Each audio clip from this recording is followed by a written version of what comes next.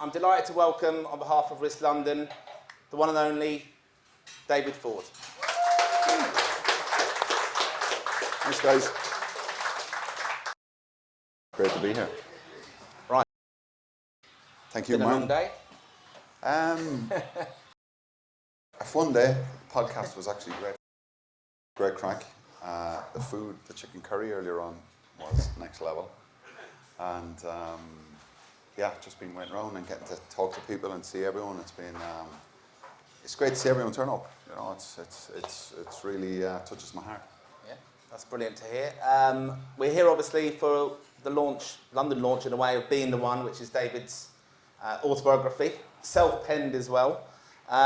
So David, tell us about the idea behind the book. How long this has been a long? Very long process. It's it all started probably when I got into the Irish team back in 2011, and at that time, you know, the pressures of obviously getting into the Irish team, everything in my career started to elevate. Playing #1 for Millwall, getting into the championship, and battling so hard to get into the Irish team and the Irish setup. Then I finally get into the Irish team and make my debut, and just a lot of pressure started to build at the time. So I started to meet someone, and they started to give me some guidance, some advice, and they said, you know what, you've got a really fascinating story. You've got an amazing story. You need to tell it. And at the time, even though I was 6'4", and 15 stone and full of muscle, inside it felt I felt that big inside. So I started exploring it. I was told, right, go and meet a ghostwriter. He started asking me a few questions, and I just started telling my story, where I came from, how I grew up, how I got into football, etc., etc. And that was really cathartic. You know, it was like taking a load of baggage off. So that began the process all the way back then, and now we're here today, and to have the book in my hand, and to see people coming and supporting it, and it's mind blowing, really. It's amazing. I mean, I've read the book, obviously. You're all here to get it signed tonight, and obviously have a picture as well with David, of course. And we do appreciate your time coming here this evening, of course. It's a story really of resilience, though, because you said you had a lot of self-doubt in your career, various clubs as well, the disappointment of being released by different teams, back and forth, Ireland. But it's great to see John Ward here this evening, one of our Lions.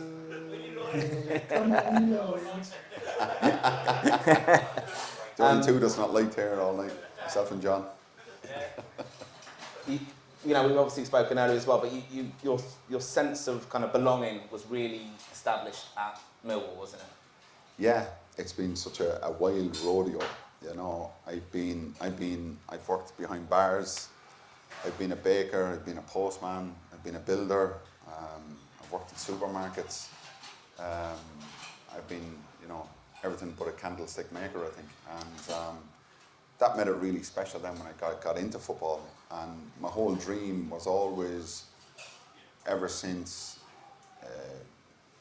1990, probably even 88, probably started then, where the dream was, I just want to play for Ireland. I just want to play one game for Ireland. And then, like we just said, the resilience that's been shown throughout that, all the rejection, all the disappointments, all the hurts. Each time, you're either, the biggest thing that used to always get was, oh, you've got great potential. However, you're probably a bit small, a bit heavy, a bit fat, all those different elements, which were tough things for a young man. And overcoming those kind of obstacles, and like that, the whole story of resilience really is based off that. I was talking to Kevin Pilkington, the goalkeeping coach he was at Luton. I don't know if he's still there. He was my goalkeeping coach at Cambridge. And we just got talking, and we just said one day, we said, how many times do you reckon you've dived? And he was like, geez, that's a great question, David. He said, no one's ever asked me that. So he got his calculator out, got his pen and paper out, and we started calculating, and when did you start? And I said 8 years of age, diving around, thinking I was Packy Bonner, saving a penalty against Romania. And a guesstimate and a conservative estimate, we came up with a figure of like 1.2 million times. And that's you think of the amount of times you go down and you hit that ground, you got to get back up. Yeah. And throughout my whole career, I've always dived around, earned a living from diving around, and I still got back up the last time.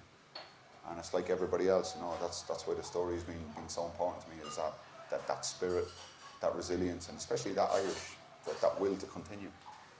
And in the book as well, you tell the story of, you know, your family, your upbringing, how important that is to you to have that kind of soundboard and safe place as well. But it's a very honest book, isn't it? You discuss your family, like, brutally honest, really, sharing your story that way, and especially how, like, you know, the link as well, family coming over to England.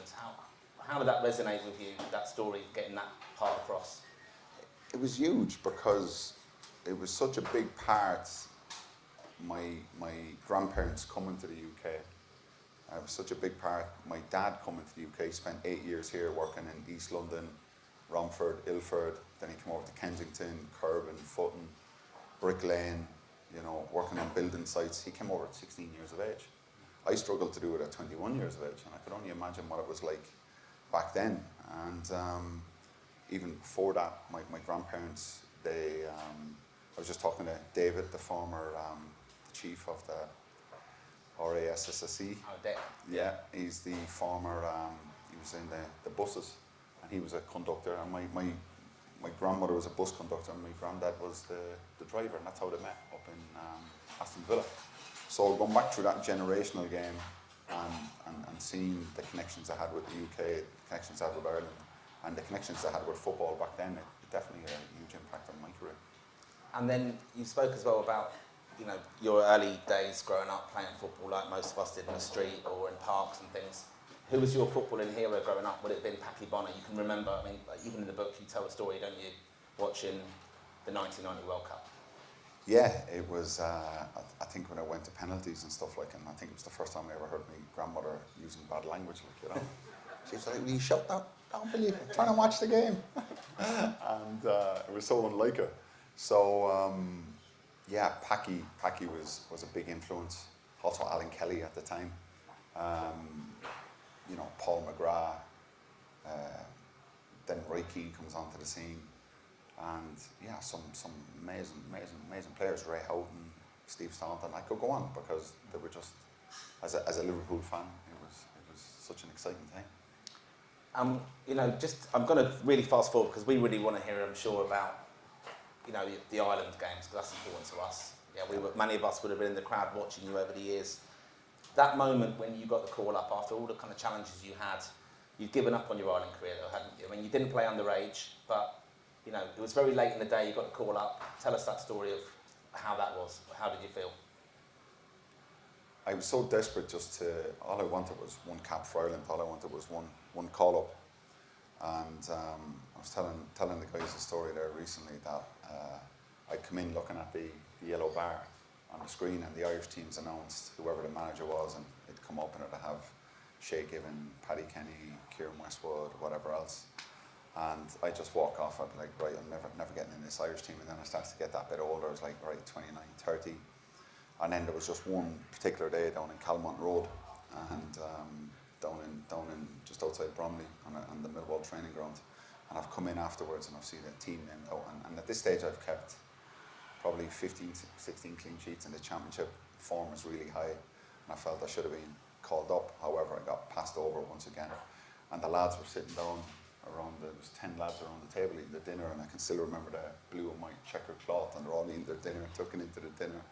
And I just stand up and I catch the table and I fling it against the wall. And the lads are like going, what's wrong with you? And I went, Ireland can go and piss off, I'm done. And I'd give up on it before I even got into it, and that's what people said, I'd retired twice from Ireland, you know. So lo and behold, I just totally let go of it. I just totally, you know, there's a great saying that the only way to gain anything is to lose it. And in that, once I released it and let it go, there was a whole sense of freedom that came into my body. And my game went on to a different level because I stopped being so uptight. I lost that desperation to get in. My goalkeeping coach told me, if you just, you know, relax in yourself, because I was so desperate to play for him. I so wanted to win. I so wanted to get on the Irish team. But it cost me making those big strays. You know, it's only millimeters. You know, it's small margins. So lo and behold, form started to come good. Alan Kelly comes watch. I'm up in Burnley, and I get a phone call afterwards, and as I say, the rest is history. And that was under, obviously, Trapattoni and Tardelli. So Yeah, and you know, it's a good story in the book. I don't want to spoil it too much. It's a good chapter. Alan Kelly rings me up, and I actually think it's prank calls, because the lads used to be on the back of the bus and be prank calling, whether it was an interview or whatever. So I hear, and he goes, "It's Alan Kelly here." And the first thing I actually did was start looking through the cracks of the bus behind to see who was pranking me. And then I actually realised, Jesus, this is actually Alan Kelly ringing me. And he says, on behalf of Giovanni Trapattoni and Marco Tardelli, you've been called into the Irish squad. And here I am playing Texas Hold'em with the lads on the bus. There's 2 4-seater tables, and their 6'4" number 1 goalkeeper starts breaking down into tears, and they think somebody has died. Yeah. And next thing, I come off the call, and they were like, "You okay? Like, is everything all right?" And I couldn't speak. You know, I couldn't speak. I was just sobbing. I was so astonished. And I told them, I said, "I'm just after getting picked for Ireland."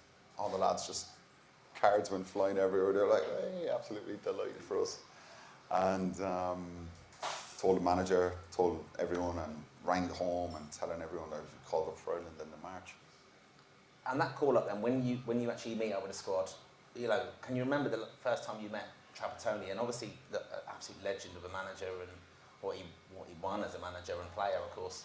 But Tardelli would, you know, we'll all recognise him from the '82 World Cup. Yeah. And you're in the kind of presence of like Italian football and royalty. Like, can you remember the first time you met those 2 gentlemen? Yeah, that's another story in the book, and I know people are probably thinking, you know, what is actually in there, but they're really profound moments throughout my career, and the impact it actually had on me. And one of them was the flight over to Dublin. We land into Dublin, and there was a gale force wind, and I swear to God, the plane came in sideways. I'm looking at the runway, and next thing he managed to just flip it, land on the runway, t-shirt soaking wet, and I'm thinking, right, I'm on the way here to meet the national team, and an absolute team of legends, people I would have looked up to, and especially the likes of the godfather of football, Trapattoni, and Marco Tardelli. That's etched in my memory, you know, '82, and it's probably the most passionate celebration I think everybody can actually relate to.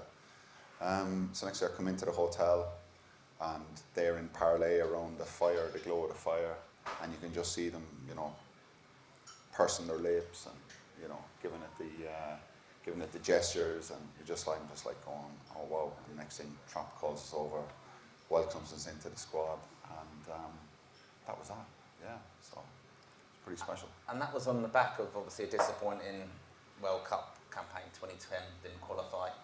We know what happened. We're still not going to forgive Thierry, of course. I'm not there to go anyway. I was at Luton Airport when I seen that. When I was watching that. Yeah, I was watching that live. I mean, yeah. That's unbelievable, wasn't it? So just that was my questions. When you went into the squad, big names in there, lads who played in that game, disappointment of it. What was it like for them? You know, they're obviously setting into a new campaign. You're coming in there as well, being part of that. How did you settle in with those big names? Yeah, you could definitely tell that whole Henry thing was still very raw. Yeah. You know, I think it's still probably very raw with a lot of the lads, and it cost them dearly a serious tournament when they should have. But anyhow, that's history. But yeah, getting into the lads, you're coming down into the dining hall, and next thing you're meeting, you know, modern day greats. And the funny thing about it is I'm 31 years of age. They're probably the same age as me, or even younger, or not a whole lot in it. But I felt like a teenager. You know, I felt like a little teenager coming into a squad for the first time, you know, that I had to prove myself. And I was probably older than half them. And then I had to get up, sing the initiation song, and I sang The Fields of Athenry, and everybody was absolutely delighted. And that started it then, and then it was, the whole experience was elevated, because you come from playing, you know, professional football, but international football is a whole different level. Like every day felt like a match day. Did you sink in straight away with the squad though? Because, you know, your position, it's so unique. Like you're competing with two other goalkeepers probably in that squad for a starting point. Did you have self-doubt still that, you know, I'm coming as a number 3 here, but I want to try and push number 1? I mean, the goalkeepers then were incredible. There you are. Who won that game? Good shot, that. Working with Shay, I mean... Who won that game? Yeah. I did. He looks like he's struggling there, doesn't he? He does, Yeah. How did you find working with those goalkeepers? Because it's unique, as I said, you're in competition with those guys, but you're also kind of motivating each other, aren't you? You're pushing each other. The standard as well is so high. Like, I'm being respectful, John. It's a lot higher than Millwall, isn't it? Yeah, absolutely. It's the pinnacle. International football is the pinnacle. Did you have self-doubt going in there, though? Or does it raise your level playing with better players? It definitely raised my heart rate and my blood pressure, right? Yeah.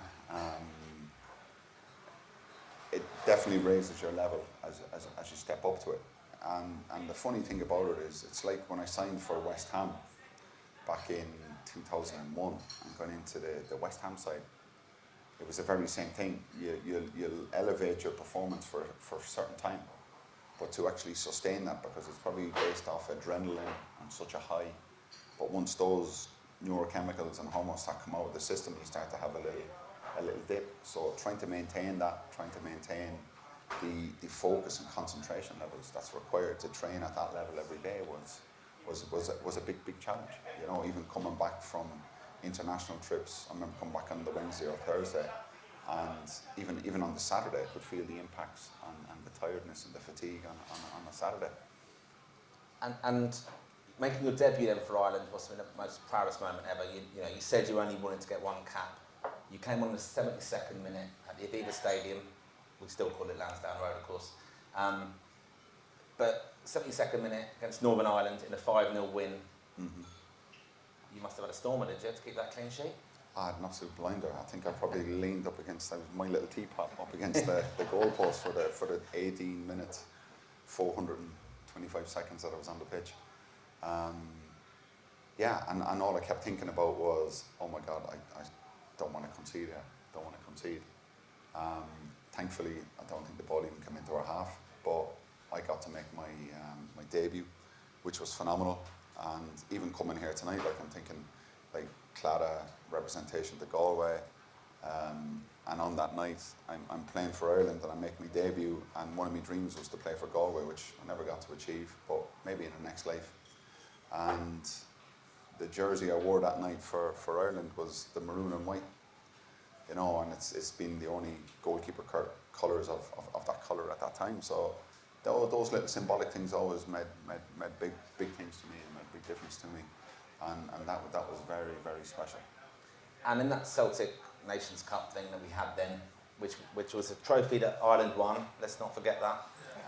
Carling Cup champions. Yeah, there you Oh, go. there we am. Very, very happy there. Shocker, got the bottle of champagne. You know, that was a very special occasion though, wasn't it? Like, you know, winning a trophy doesn't happen every day. You've got some legends in that photo as well. You've got Darren Randolph there as well, Keith Andrews. Yes. Tardelli, of course, Trapattoni. Did you have a bit of a party that night? We're not going to talk out of school here. No, I think we did have a party that night. I'm trying to think, did we go to America afterwards? Was that after that trip? And we definitely had a party in America, yeah. Oh, yeah, right, so that's why I was trying to figure it out. Yeah, so. And Trapattoni, he was quite understanding of the Irish culture, wasn't he? Like, we've heard stories, of course, of him falling out with Andy Reid and, you know, the guitarist. He's been on his stage actually in November here, so we're in fine company.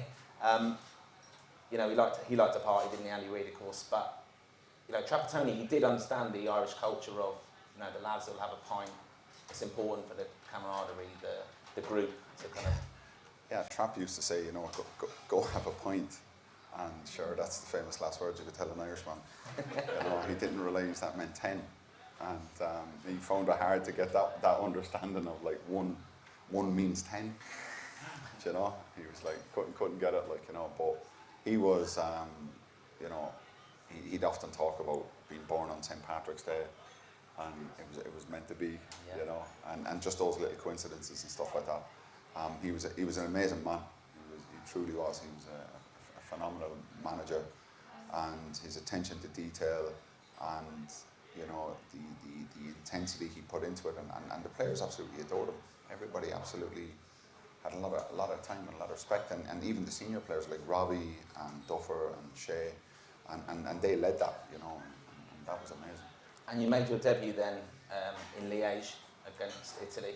Yeah. How did Trapattoni approach that game? I know it was only friendly, but how did he approach that with, you know, being Italian? And was it important to him getting that result there? Ah, huge. It was like the World Cup to him, you know, because he had a bit of beef with Italy after, was it 2002 when they got beat by South Korea, and he lost his job. And that was another story he told us, like, you know, he was never fond of Sepp Blatter, and he would always imply that there was a few brown envelopes floating around. And we were laughing. I was like, right, he was telling me all this one then. I was like, right, okay. And he says, one day you will see, one day you will see. And then I did see, yeah. And everybody else did. And that was unfortunate. And that probably Italian team they were favourites. They should have won that World Cup. So he was pretty frustrated with that. So yeah, it was Making your serious. debut though in that game as well, like that's you're going out, you're doing the warm up, and you're knowing that you're starting for Ireland. That must have just been most incredible. Like, yeah, it was crazy because it was coming towards the end of the season, and I suppose the first team players back then, the senior internationals, he told them that they could head off on summer holiday early, and it was an ideal time to give some people some game time that have committed themselves to the cause, that have turned up every week, and to give something back. He probably should have told us before the Saturday night out. That would have been helpful. And, so all I remember is the Sunday morning. Actually, that's actually very funny. All I remember is the Sunday morning. I come in to collect my kit, and I'm walking down by the lift, and Tardelli walks out behind me, and next thing the lift doors opens up, and I look in, and there's two players with the two big plastic glasses on, leaning up against the side of the lifts. Tardelli comes out, starts losing his mind, and we're flying out to Liège on that Sunday afternoon. And I go down for breakfast, and Alan Kelly comes up to me, and he says, he tips me on the back, and he said, you're starting tomorrow. And I was like, you're joking me. He said, you better tell your family and friends or whoever else if they want to get to Liège. So I'm there thinking, oh my God, I'm starting tomorrow. Run out the door, bouncing out the door. We get over there, and I start the game. But by the time I told people and my family and stuff, they were unable to actually make it over there because of flights and everything else. So it was an amazing night to make my full competitive start.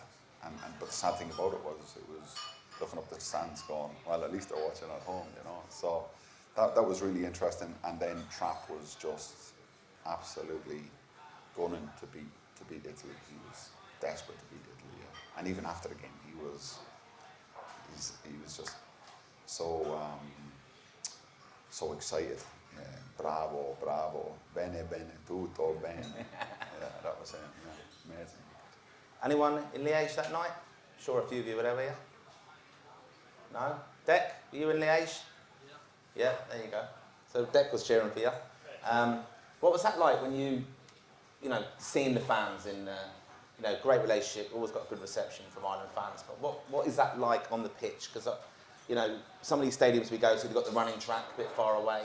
What's it like hearing us singing, especially the anthem, obviously, because that's the bit where we get our kind of go, isn't it? Yeah, to hear our own Naveen, when our own Naveen kicks in, and it's funny because when that our own Naveen started that night in Liège, I was standing there and this well of emotion come up, and I could feel the tears coming, and next thing I just started crying, and the cameras were starting to come down and stuff, and I was thinking, geez, I don't want to be crying here as the camera comes across to me, I'm bawling here, and next thing, just as the camera, the heavens open up, and I mean to say, the amount of rain that came down before the game, and usually some people would be, I've known keepers in the past to be like, oh, the wind, the rain, they'd struggle with the conditions, especially with the warm up and the different scenario. And I just thought, geez, I'm back on the west coast of Ireland here in the wind and the rain, and happy days. And then I go down to the back of the goal, and there's a massive fence. You know, it's proper like European football fenced in. And then the lads were up on the Irish fans were up on the top tier. And next thing, a flag drops down and it's got Athenry in it. And next thing, there's lads from Athenry. I was talking to your dad during the week, and I'm having a conversation with them before an international game. Yeah, so that was pretty special. It's amazing though, like thinking of that as well. But that must be quite heartening as well, seeing like Athenry, as you said, like, you know, it's a link to home, isn't it? And I'm still in a really proud moment though, because like you've said, it wasn't easy for you. You know, your debut came, you're the oldest debutant for Ireland as well. You must be very proud of that in a sense. I mean, we've had a chat obviously earlier, and that probably won't happen again. But yeah, it's amazing, really. You know, get called up at 31, make my competitive debut for Ireland. I think it's the oldest player since World War II or something ridiculous. So that's a nice one. You know, I've got a couple of nice little records. That's one of them. And you know, my daughter came home from a pub quiz there a couple of years ago, and she goes, Dad, who's the only goalkeeper to concede a goal from another postcode? And I looked at her and said, geez, I couldn't tell you. She goes, you are. And I said, what do you mean? She goes, I got lobbed on the halfway line from Luton Town.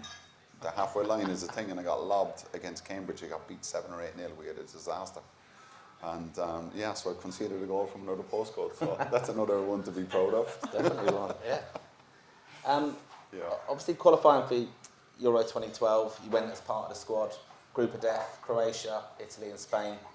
What was it like taking on those phenomenal teams? You know, we went there with a lot of optimism, but very, very false optimism in a way, how it turned out. We were unbeaten, if my memory serves me correctly, at least 16 or 18 games. We're on a phenomenal run. I think 14 of them were clean sheets.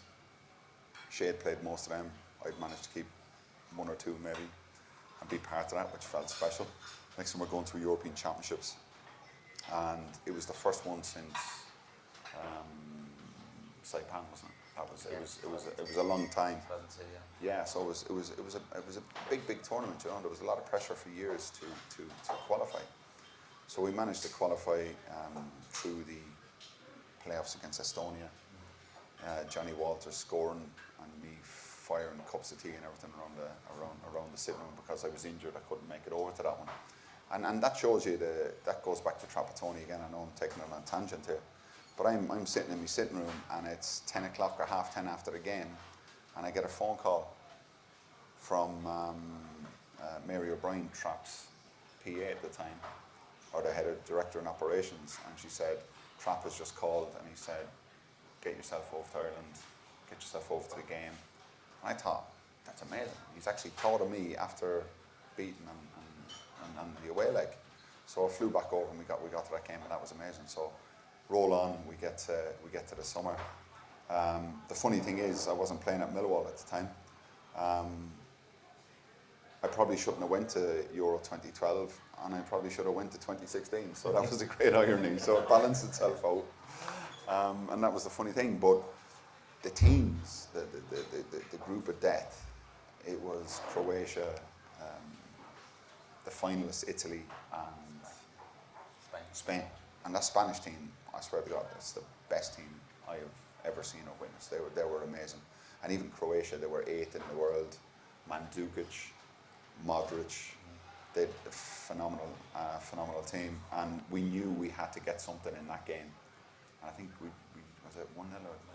Yeah, 2-1. 2-1. Yeah, we got narrowly beaten. Scored, didn't they? Yes.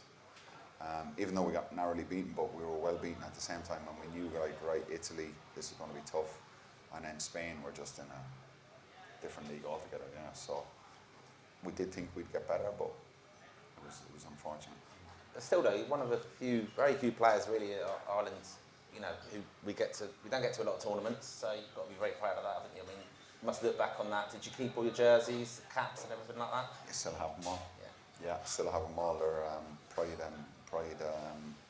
the pride of the home, and you know, even thinking about not many players, but not many goalkeepers. You know, when I was working with Ireland and back working with Stephen and stuff, you know, we were looking at the amount of players. I think it was 551, I think, in total that have actually played for Ireland. And you break that down, it's even smaller again in terms of goalkeepers. And to be in Ireland's number one, that's, you know, it's you break these little things down, they make a big difference. And just back to the book again. I mean, you do socialise in high circles. The foreword for your book, I'm intrigued to know how you managed to get Michael D. Higgins, our president, to give the foreword for that. And how well do you know him? Like, have you ever had in-depth conversations with him? I'll just give him a call there and ask him. No, Michael D. Is, in my view, he's an absolute national treasure.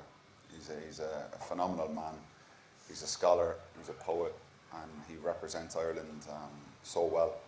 So roll back as young kids, and the funny story, actually, my sister still sends me the picture every now and again. So I'm making me full debut for Ireland at the Aviva, Lansdowne Road, and Michael D comes over and he's doing the dignitaries beforehand, shaking hands. The next thing he comes over and he starts shaking my hand. Oh, David, it's great to see you. And next thing he's leaning back looking up at me, and I'm leaning down looking at him, and my sister has a picture of it, and I must be talking for about 3 minutes, and they're all trying to usher him along, like, you know. And he started telling me, he said, you know, I remember the day, he said, he's the memory of an elephant. He goes, I remember the day, he said, I was out canvassing for Labour, and you closed the door straight in my face.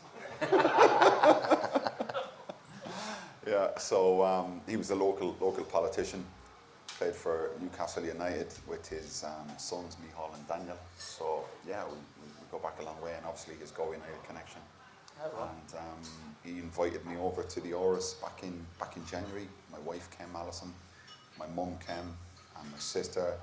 And the funny thing was, I thought my mum, she's usually rock solid, like, you know. Next thing Michael D comes out, shakes her hand, and she starts crying. She breaks, you know. So those little moments and stuff was amazing. And then we had conversation for about 45 minutes. I told him about the book, and he'd be like, "Yeah, I'd love to do it, to be honoured." And that's amazing. Yeah, it's special. We always invite our ambassador, Martin Fraser, to our events here at the club. He's been a great support of our club over the years, of course, and he was at Royal Ascot today. So he actually did send me a message, just say, "Hi Martin, I'm stuck in the post-Ascot traffic, so I'm afraid I won't make the Claddagh Ring tonight." Ironically, I met Darren Randolph at the racing. So there you go. He says, "Enjoy the event, best wishes to David, and hopefully see you all soon." So lovely message there from our ambassador. I thought That's code fun going on the lash with Darren. Yeah, exactly.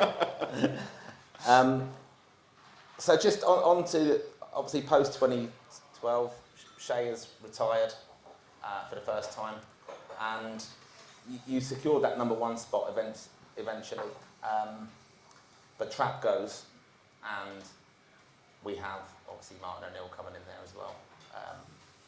How was it working with the nicest man in football and the other nicest man in football? Do you know what? Working with two very nice people is amazing experience.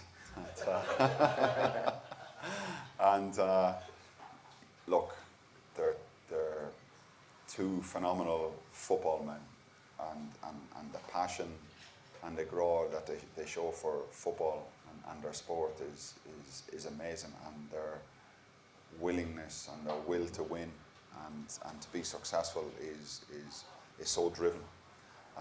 And even there, like, you know, you're looking at, you know, Martin O'Neill doesn't often get the credit from even his playing days as winning Champions League, and I think there's always that great clip with Desai, or is it Desai on ITV, Cannavaro, and things like that, like, and he's kind of a bit derogatory, and he kind of does a little shot back just to let him know, like, that I have a couple of Champions Leagues too, like, you know. And his remit was pretty simple: get to a major tournament, which he did. And with Roy supporting him, and it was very much that way, you know. People often asked, was Roy as fiery as he normally is, or he actually wasn't. He just, you know, it was always driven by Martin, really, you know. But Roy as a player, what was your view of him with Ireland? Because he's such a divisive character, and coming back, you know, probably a lot of people wouldn't have thought he would have. Well, we didn't think he'd play for Ireland again after 2002, but he did. he's come now back in as manager. What was your, well, assistant manager, what was your view of Roy the player over the years? Like, was he someone you looked up to? To be honest, Roy was one of the best players in the world. And he still is today. Like, even, you know, I used to look up to Roy, even though he was a Man United player, and I used to think, wow, he was phenomenal. He had a phenomenal will to win and a serious drive. Even though I never got to his levels, but I was very similar in terms of my own characteristics and my own personality. Oftentimes very understood, and loads of times often misunderstood. But coming in as an assistant manager and to have Martin like that come in, you know, there's a reputation that comes with that, and there's a weight and an expectation and a burden that comes with that also to produce as a player and to produce as a team and to produce as a nation. And you know, they actually got us to the tournament, and it was a successful spell. Because did you like that kind of demand of professionalism? Because you understand that personality. Because you'll be surprised to read when you get the book, obviously later on. You know, you look a gentle giant up here, 6'4", but you know you can blow off, can't you? Yeah, I pulled a few doors off hinges back in the day, and yeah, that's how I start the book, Welcome to Paradise, and it's up in. I don't really want to ruin it because it is a really good story, and one that many people aren't actually aware of, in even the press and media, and I've just kept it under wraps and stuff. But yeah, myself and Roy that night nearly came head to head. He's a lucky man. So yeah, no, but look, that was football, and that's where I was in myself. And when I look back at that moment of my own foolishness and my own stupidity and taking on a power like that, you know, it was only after that, in the Poland game, we're about to play Poland, and Martin pulls me before the game and he said, I'm going off a hunch, I'm gonna play Shea tonight. And fundamentally, in my view, it all related back to that. Because I played Brentford on the night before that Poland game, and I think we drew 2-2 in the end. They scored a 98-minute penalty.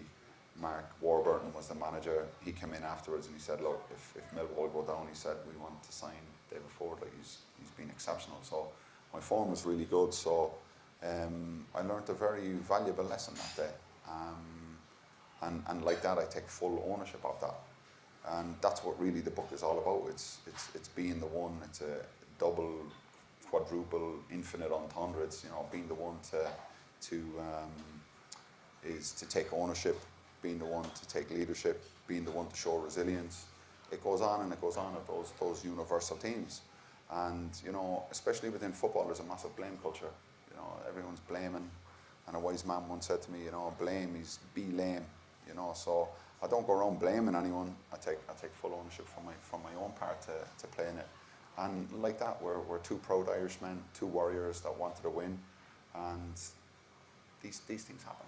Yeah. And then 2016, when we qualified for the Euros in France, that was a difficult time for you, though. Obviously, down in Turner's Cross, you got the news that you weren't going to be making the squad.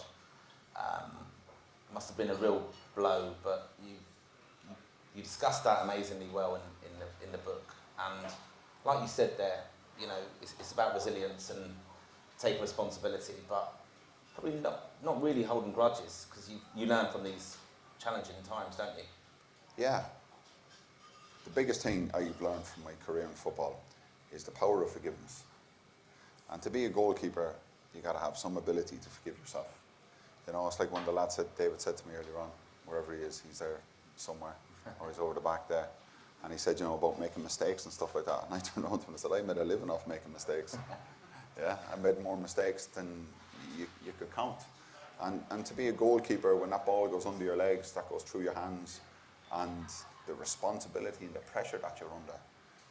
Fair enough, at a club like Millwall, predominantly in my career, you know, as you well know, that's not so simple thing to do.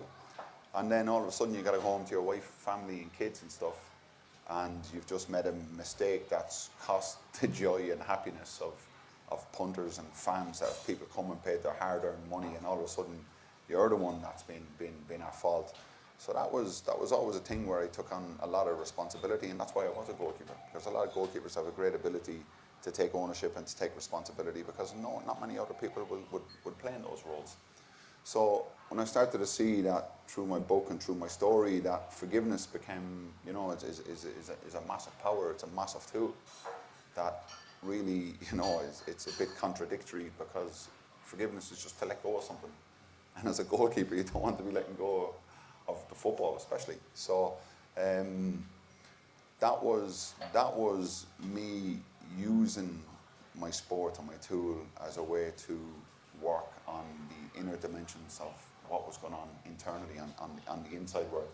But yet on the outside world, it's been amazing. It's been such a wild rodeo, the highs, the lows, and to be able to document it now, to be able to put it down on paper, and to see from the west coast of Ireland, from my roots, my grandparents, what the generational game, that what they had to survive and live through as Irish people, what they had to do to get me into this position. And then all of a sudden, I'm looking up onto the back of a hangar in the Dufresne Stadium in the middle of Belgium, and it's got Forde on the back. And there's some power, there's some energy that comes in that. Even when I talk about it, there's nearly tears in my eyes. There's some force that comes, it's primal, it comes up through, it's like it comes out through your DNA.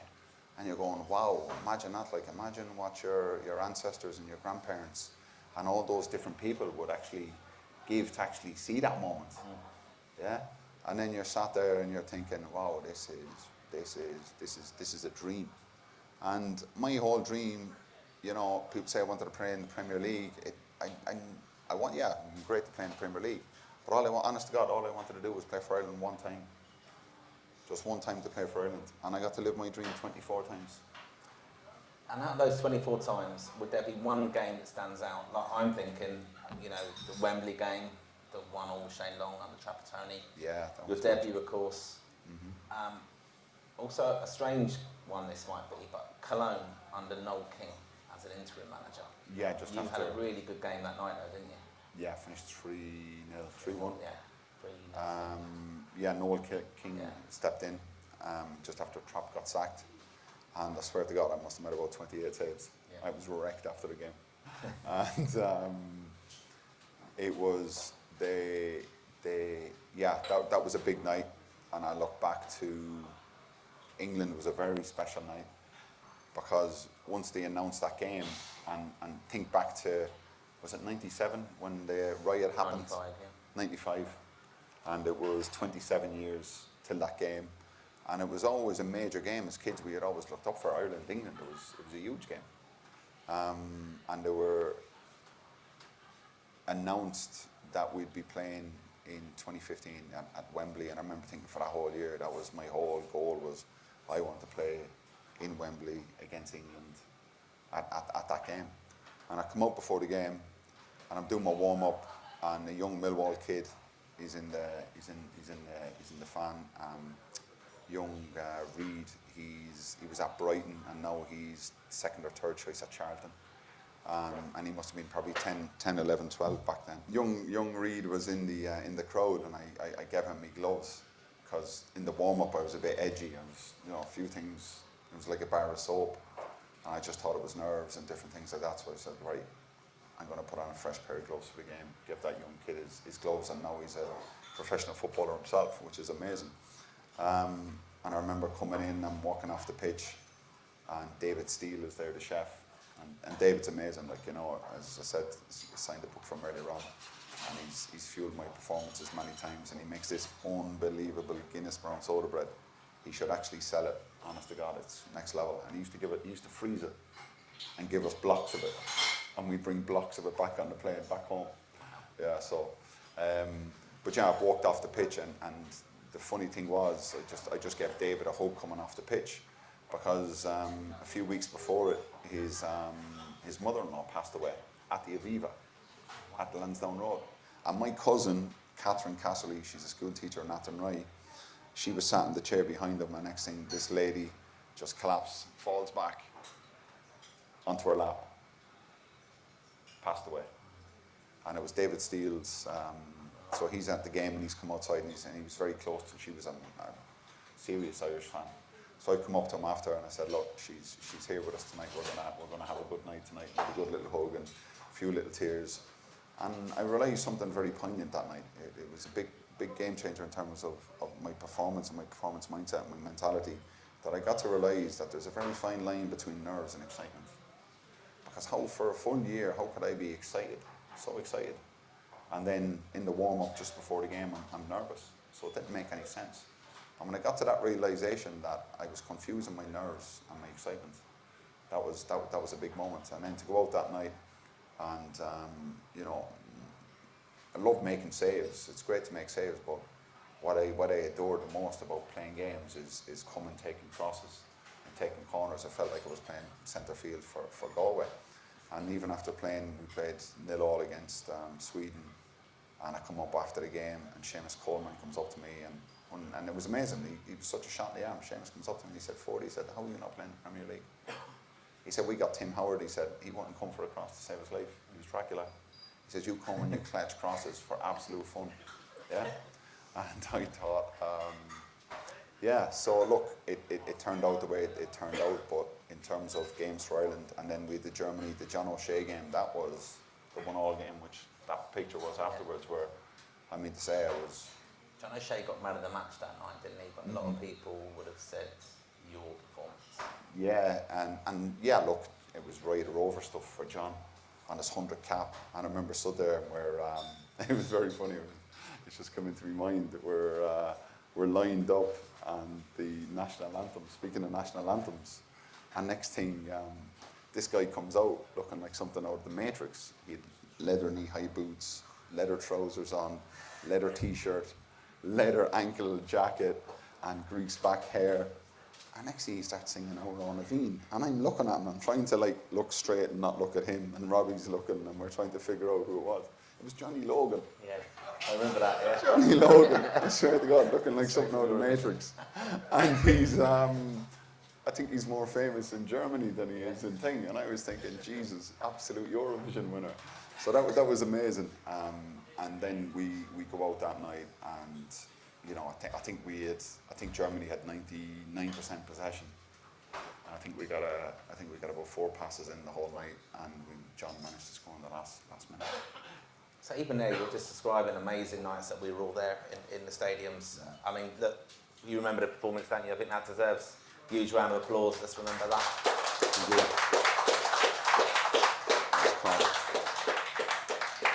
We're going to wrap up quite soon, just because we want to get his book signed as well. We've got a raffle as well received in aid of Hacks. We've got David's kindly donated a pair of his Ireland gloves. Last couple of pairs I have. Last couple of pairs he has. So a lovely piece of sporting memorabilia. I'm sure a lot of you got your eye on.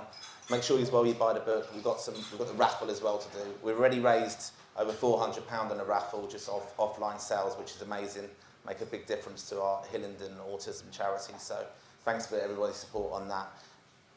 Post Ireland career, obviously you've done a lot of stuff with life coaching and using kind of things you've learned in your career and to help others. You went back in then with a manager who was a huge impact on you, Stephen Kenny. There you are. Yeah.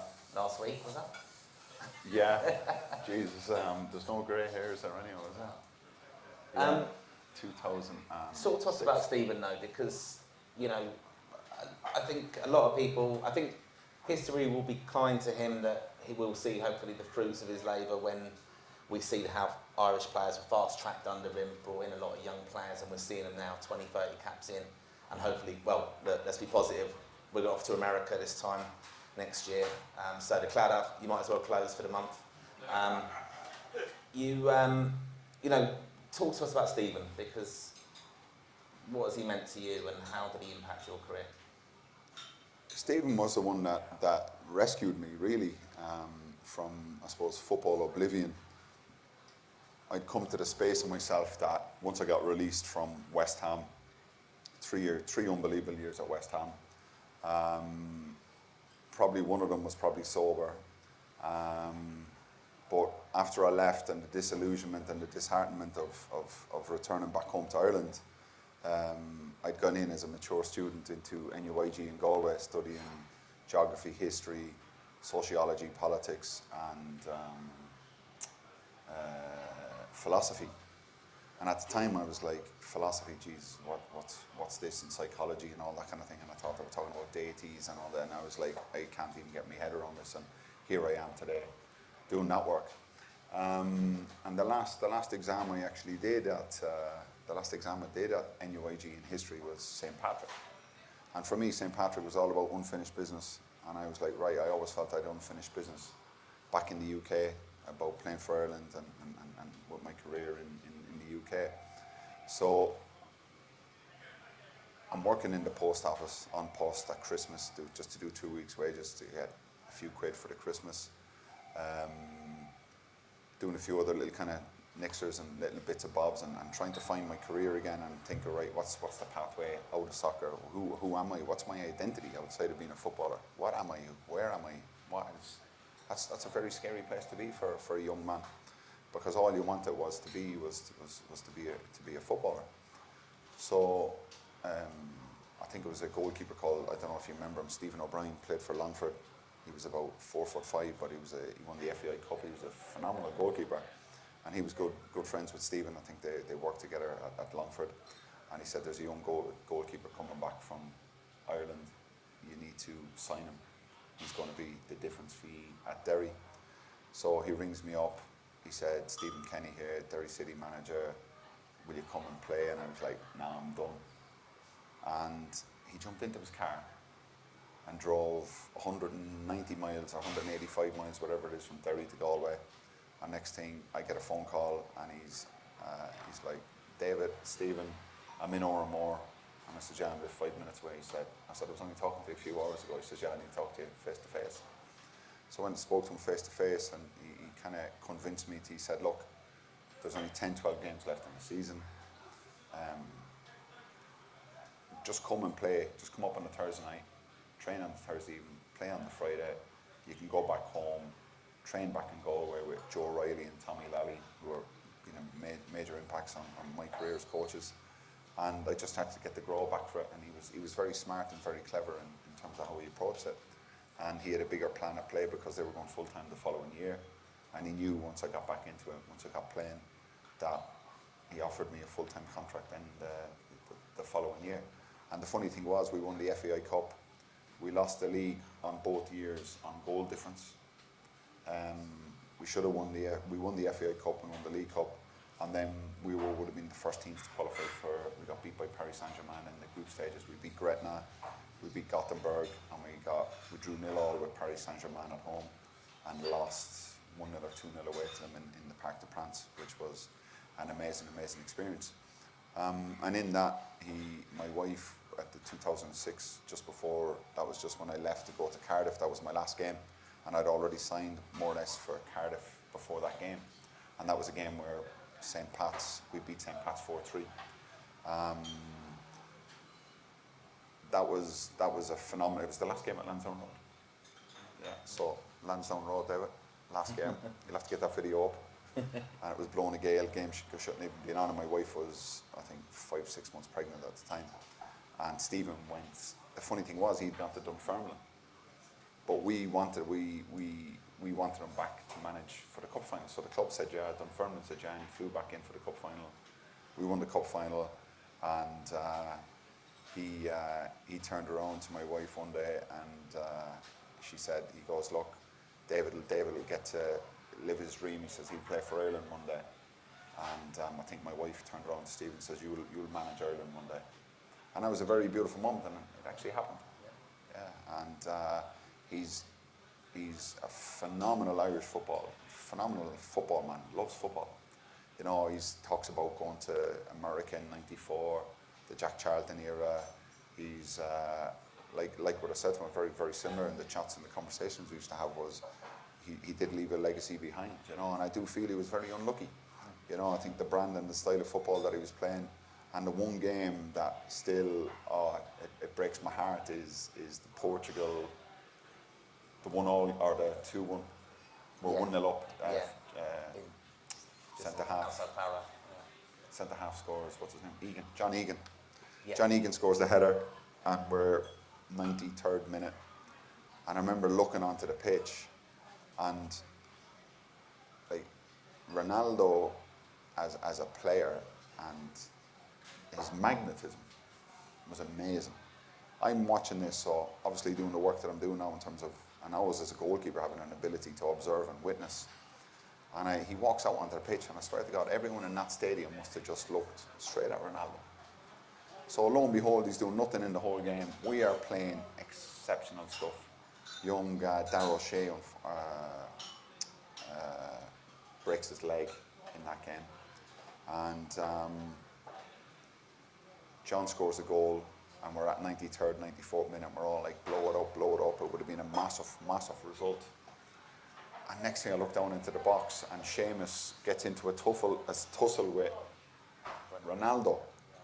And next thing, the two of them have a Barney. Seamus is having a go at him. Ronaldo's having a go back at him. And I'm like going, oh no, don't do it. Don't wake up the tiger, like, you know. And next thing, ball comes into the box. He jumps about 8 foot up in the air, heads it in. 3 minutes later, does the same thing, jumps up, out jumps Duffy by about 3 foot, and heads it in. We get beat 2-1 in the 98th minute, something like that. And I do feel that would have been, even for Irish football, that would have been a game changer. But the style and the brand of football, he was unfortunate, yeah. And, you know, it just shows you the fine margins, doesn't it, as well, you know, of football, as we know. With Stephen though as well, like what was your role within the squad then coming back in? Like, what were you doing with the players? Like, and how receptive were they to you coming in? Yeah, players very receptive. Obviously, it helped having a background and having played for the country and played football. My role predominantly was doing a lot of work around leadership development, around cultural development in terms of starting to introduce cap presentations, shirt presentations, how you integrate players into a space. Because a lot of the times is to build trust within an environment of men, it's a very difficult thing to do because you have to more or less prove yourself. But there's certain rituals and certain practices you can actually do to bring a togetherness and a unity together. And then being that type of support network there where they can have someone that, if they needed to speak to about whatever, there's someone there. And then, you know, building that spirit, doing team development, doing team workshops, doing all those different elements. And it definitely had a big impact. And why I say that, and the reason I say that is because I'll always remember Anthony Barry, and Anthony was amazing as well. What a phenomenal coach he was as well. And losing Anthony as well was, I definitely feel with Stephen and Keith, and it's great to see Keith linked with Brentford job, phenomenal coach as well, and Anthony Barry, and we were really starting to move places. And you know, Anthony pulls me one day, we're having a coffee, and he said, geez, he said, brilliant, David. He said, the work you're doing is fantastic. It's making my job a whole lot easier. So I thought, wow, we just have to win in the Champions League. So I really appreciate that, Anthony. So there's a lot I can't say because, you know, privacy and confidentiality. But in a nutshell, that's basically what I was actually doing. And having worked with the players though now, and especially the goalkeepers, like understanding their role, like how highly do you rate Queeveen and Gavin and Josh Keeley coming through as well? It's amazing, really, because, you know, you got Gavin, Mark Travers, you got Queeveen, Max O'Leary's come in, and the three of them or four of them must be actually raging because either one of them could be probably playing in number one. Obviously, Queeveen's done what he's done at Liverpool, and he's got the shirt and the jersey at the moment. Gavin, when he came in, did phenomenally well. He's got an amazing mentality as a young man. Queeveen's ability to hold a space and to show calmness and composure is a major asset of his. Then you look at Mark, his size and his command and his space and stuff. So we've been blessed with three phenomenal goalkeepers, but then we've always been blessed with good goalkeepers. And I dare say as well, we've been blessed with good goalkeeper coaches as well. These things don't just happen, by the way. These events we put on, we do put a bit of planning into this. I just want a big shout out to Connor and David and Monica as well here helping us this evening. Obviously, in the planning of this, we've all read the book and we've really enjoyed it. I met with David a few weeks ago as well to get a copy of the book, which he kindly gave to me. We had a coffee, we had a chat about our experiences, my role as chairman of Risk London and what we do. And you did tell me to remind you on the night about Gangnam Style. Is that what it is? Gangnam Style? Gangnam Style, yeah, geez, good memory, yeah. Yeah, that was, speaking of goalkeeping coaches, and Alan Kelly he's a phenomenal goalkeeping coach. Like, he did really, really benefit my career. And we were playing the qualifier against Sweden, and it was 45 degrees minus outside, and I was thinking, geez, I hate the cold, the thoughts of going to this game. Next time we arrive at the stadium, the roof is closed, it's 18 degrees, and I'm like, hallelujah. The turf had just been relayed because I think there was a Swedish hockey final or something on the week before, and the turf wasn't even fully knitted. It probably wasn't even safe to play. You could actually lift up the turf and put it back down. So the surface wasn't great, and all those little things to kind of bring a little insecurity or a little edge into you and stuff like that, like, you know, and you get your little twitches. So we're training at the stadium the night before the game, and Alan Kelly had always, he had this little thing, it was like a spider claw. I think it was some tool he got in a screw fix or somewhere like that, but he used to tie his camera to it onto the nets, and you'd never know where you'd find this thing. It'd be always looking at you somewhere. And so he recorded the session that night, and I was a bit edgy the night before the game. Then the next morning I come down for my breakfast, I'd always be the first one up for breakfast, and I was coming back up to my room, and Alan opens up the door and he goes, David, he said, look, I've seen something on the video. He said, it could be very beneficial for you. How open are you to watching it? And even to ask the question, like, you know, to seek out that permission of, like, whether you want to see it or not see it. And I was always intrigued by that. I was like, right, if it could just make the difference. So he came in, he shows me the video, and he has it on and stuff like that. And Gangnam Style was number one, you know. It was like, yo, Gangnam Style. So he started showing me in the video, but just my left foot just kept having a little nervous twitch. Kept jumping. He said, just watch your foot. It was actually my right foot now when I think of it. And he said, you remember, keep your feet grounded on the floor, because as a goalkeeper, if you lift your feet up just as he's about to kick it, you could be in the air as the ball is striking. By the time you get back down to gain impact, you're not going to get the leverage to get after the ball. So lo and behold, the first, I think it was Lordstrom, he had a free kick about 35 yards out, and it was one of those in-swingers where it was kind of a shot come across, and it's going into the bottom right-hand corner. I've got my right foot planted, lo and behold, I make a big save to my right, and get a clean sheet that night.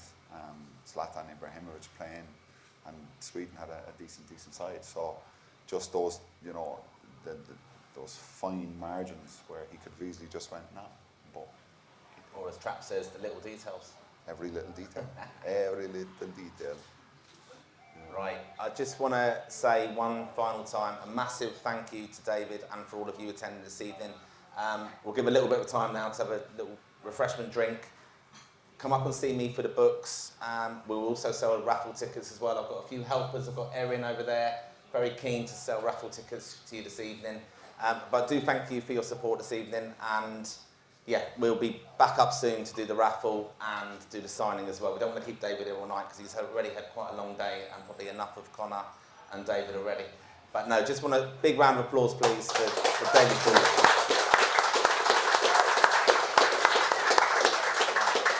Thank you.